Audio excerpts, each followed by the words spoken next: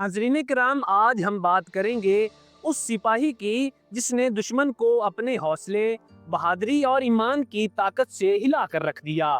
جی ہاں، ہم بات کر رہے ہیں کیپٹن کرنل شیر خان شہید نشان حیدر کی۔ کیپٹن کرنل شیر خان 1 جنوری 1970 کو صوبہ خیبر پختونخوا کے ضلع صوابی کے ایک گاؤں نوا کلی میں پیدا ہوئے۔ آپ کا اصل نام کرنل شیر خان تھا۔ آپ فوج میں کیپٹن کے عہدے پر فائز تھے۔ کیپٹن کرنل شیر خان کا خاندان عام زندگی گزار رہا تھا، لیکن شیر خان بچپن ہی سے بہادر، محنتی اور نڈر تھے۔ ان کے والدین نے ان کی تربیت بہت اچھی کی، نماز کے پابند تھے، ہمیشہ سچ بولتے اور دوسروں کے ساتھ محبت و خلوص سے پیش آتے تھے۔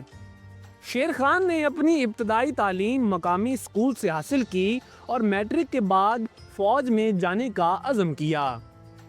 انہوں نے پاکستان آرمی میں کمیشن حاصل کیا اور 27 سندھ ریجمنٹ میں کیپٹن کے عہدے تک پہنچے۔ ناظرین کرام، 1999 کی کارگل جنگ میں کیپٹن کرنل شیر خان نے ایسا کارنامہ کیا جسے رہتی دنیا تک یاد رکھا جائے گا۔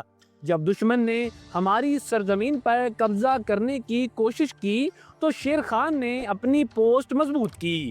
برفیلے پہاڑ، خون جماعت دینے والی سردی اور گولیوں کی بوچھاڑ میں بھی کیپٹن کرنل شیر خان اپنے جوانوں کو حوصلہ دیتے رہے۔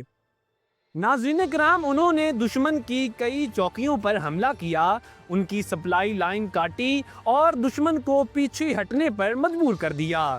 کارگل کے محاذ پر جب دشمن نے اپنی فوج بڑھائی تو کیپٹن کرنل شیر خان اپنے چند ساتھیوں کے ساتھ دشمن کے مورچوں میں گھس گئے۔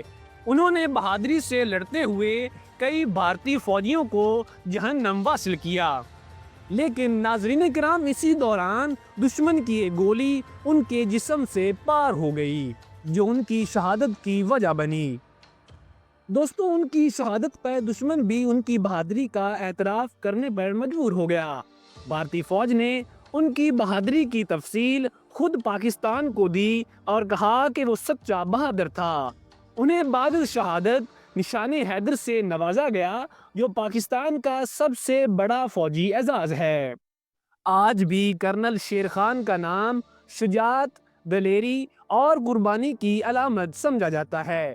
انہوں نے دکھایا کہ ایمان، جذبہ اور وطن کی محبت ہو تو کوئی دشمن سامنے نہیں ٹھہر سکتا۔ دوستو، اگر آپ کو کیپٹن کرنل شیر خان شہید کی یہ داستان پسند آئی ہو تو ویڈیو کو لائک کریں اور چینل کو سبسکرائب کریں اور کامنٹ میں لکھیں پاکستان زندہ باد، تاکہ ان جیسے شہیدوں کی قربانیاں ہمیشہ زندہ رہیں۔